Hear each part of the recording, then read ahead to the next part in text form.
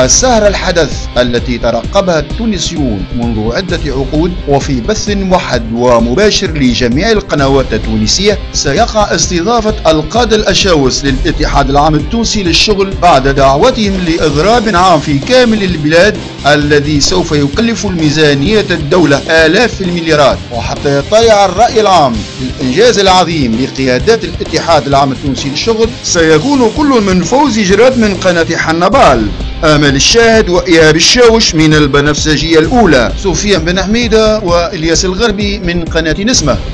معز بن غربية ونوفل الوتاني من قناة التونسية، والطاهر بالحسين صاحب قناة شكيمة البهيمة. الحوار سابقا في مواجهة مع عدة إطارات ومسؤولين من الاتحاد العام التونسي للشغل بمناسبة الإضراب العام الذي سوف يقام يوم 13 ديسمبر القادم. وطبعا بعد الحديث والتحليل هذه الهدية لحكومة الائتلاف الحاكم، بعدما وقع الاتفاق على زيادات هامة في الأجور والمنح في الأيام القليلة الماضية، سيكتشف التونسيون هل نتيجة هذا الاتفاق هو الإضراب العام المزمع قيامه يوم 13 ديسمبر القادم أم أشياء أخرى. أما المحور الثاني في هذه السهرة الحدث، سيقع الحديث عن تكلفة الإضراب العام وتأثيره على الاقتصاد التونسي ما بعد الثورة. وفي المحور الثالث من السهرة الحدث، سوف يتطرق الصحفيون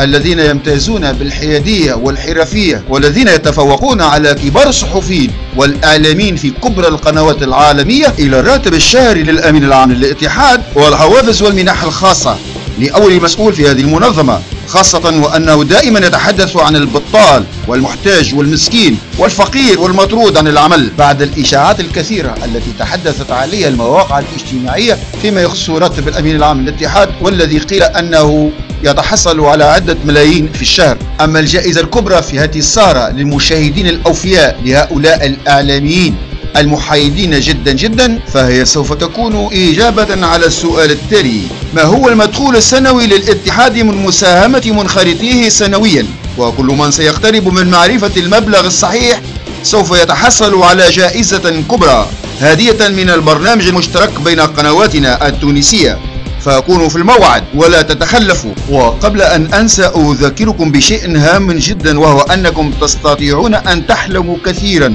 قبل أن تشاهدوا مثل هذا البرنامج، لأنه ما زال يحكمنا إعلام الثورة المضادة، إعلام العار، إعلام البنفسجيات السبعة.